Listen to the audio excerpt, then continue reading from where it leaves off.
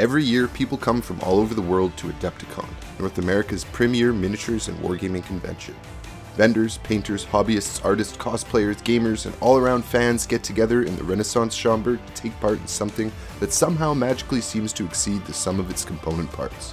In this video, I'm going to tell you about my experience at Adepticon 2023 and try to explain why cons are so special and why you should go to one. Let's get into it.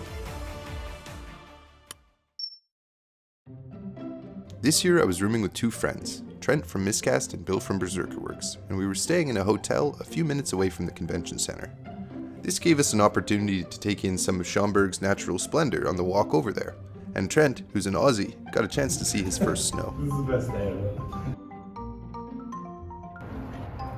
Oh, that feels weird, huh?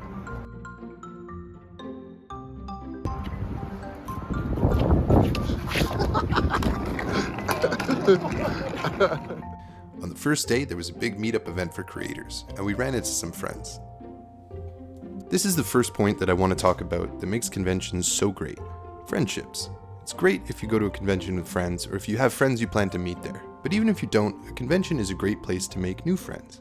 Everyone's in a good mood, and everyone already has the same shared interest, so conversations flow easily. I made a lot of new friends this con, and when you're my age and you work from home, that's rare, man. One of my favorite things to do is check out the painting competitions. That's the second reason I think you should go to cons, to be around the incredible artistic talent. One of the coolest parts about these painting competitions is that some of the most incredible painters in the world are just standing around with no indication of their power level, just pretending to be normal people. And you can ask them for advice. Bill entered an incredible diorama in the Golden Demon this year, and after the competition, he asked for feedback from some of the top guys. I sat nearby and watched as multiple Slayer Sword winner Andy Wardle gave Bill some pointers, and I feel like just hearing him discuss how he looks at the piece made me a better painter. I also got a chance to ask Sam Len some questions, and his answers were very illuminating. And of course, legendary painting wizard Vince Venturella also makes himself available all the time. Now, one of the major highlights of conventions for most people is the gaming. I didn't participate in any tournaments, but I did have a big Warhammer fantasy battle scheduled with Trent, my Vampire Count's army against his Chaos Demons. Here's how that went. First of all, huge shout out to everyone in the Grimdark side room, which was reserved for Mordheim and other shenanigans, who kindly let Trent and I use the table to play our game. If you tuned into my last video, you'll know that I brought a Vampire Count's army, 3,000 points of undead warriors ready to claw apart the enemy in their cold dead hands. Trent brought an army of Tzeentch demons, custom sculpted and cast in insanely vibrant resins. My camera does not do them justice.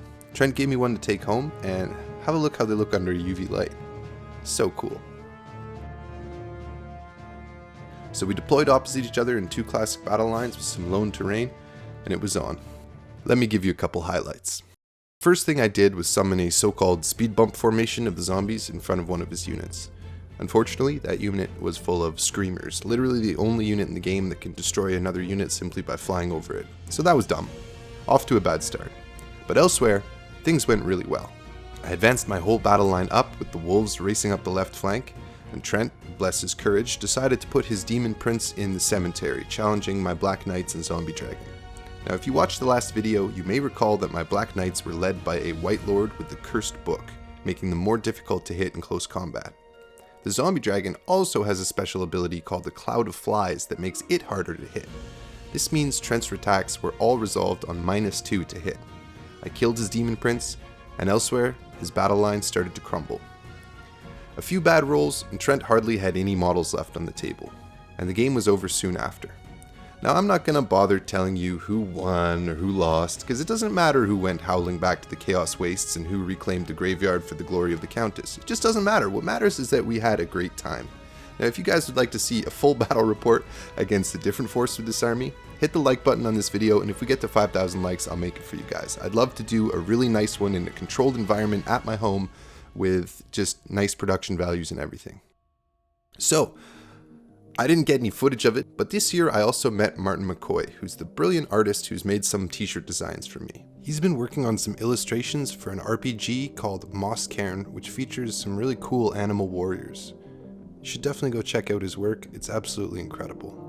Speaking of which, the spectral tower design that he illustrated for me on my Etsy store is going to be retired soon for a new design, so get your Spectral Sour shirts while you can. It's an incredible illustration, it's a great way to support the channel. I'll put a link in the description box below. One of the most fun games of the weekend for me was playing a game called The Meat Grinder, a creation of Tim from the Anonymous Tabletop podcast. I first heard of this game because of all the commotion that it was causing in the gaming area. It was such a high energy game that it was drawing a crowd. And the rules are exceedingly simple. It's a no-holds-barred free-for-all with a twist. When your mini dies in the game, the head is cut off and the rest of the mini is thrown in the grinder. It's absolutely mental. After witnessing a game, we knew we had to take part. So me and the boys bashed together a bunch of minis using spare bits. Here's my guy, made from half a horse, half a cold one, and an ogre head with some 40k bits. I named him Chandor. After a quick cheeky outdoor priming session, we headed to Fort Wapple, the painting area at Adepticon, where anyone can come sit and paint to their heart's content. I was sad to learn that James and Kathy Wapple weren't in attendance this year because Kathy received a serious medical diagnosis. A fundraiser has been put together for Kathy, so please donate something if it's within your means. I'll put a link to the Battle for Kathy in the description below. Anyways, after a lick of paint, our minis were ready and it was time to go to war. Now I know what you may be thinking. That's so wasteful. How disrespectful to grind up perfectly good minis. And I can understand why you would say that, but consider these counterpoints. Let's go!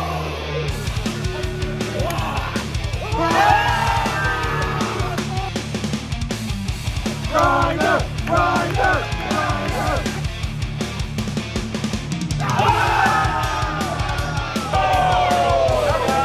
Grinder! Grinder! Oh, you broke the grinder!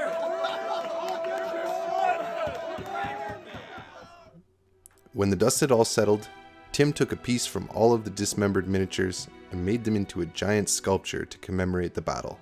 This becomes the trophy for the winner, the last warrior standing. In this way, it's like we all collaborated on something really cool, and I for one have no regrets about sending Chandor to the meat grinder.